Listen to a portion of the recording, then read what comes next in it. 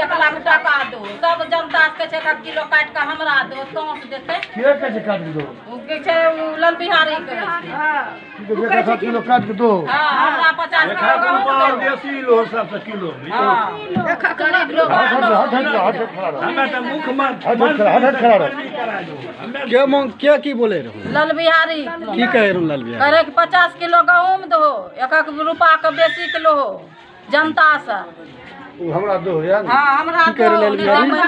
हम बालू लीटर कर नहीं मिले, अब मैं सिर्फ डीलर बने। इन करे से बड़े बे डीलर। लाल बिहारी की कह रहे? लाल बिहारी कह रहे कि 1 लाख डीलर रुपया बची पे गहूं मांगे रहे। हां, डीलर से रुपया मांगे आयल रहे। हां यार रे मांगे आयल रे, अपने बीच में मांगे आयल रहे डीलर से रुपया मांगे ले। हां यार ने मैंने आयल रुपया मांगे ले। हां यार की बोले रहे? करे कि हमरा रुपया चाहिए। के लाल बिहारी की कह रहे कि हमरा गहूम दो रुपया दो, नहीं देबो तो लाइसेंस रद्द करवा देबो। मांगे रहे। उदार हलिए पितनिया घर हले वासुदेवपुर पंचायत हले जी।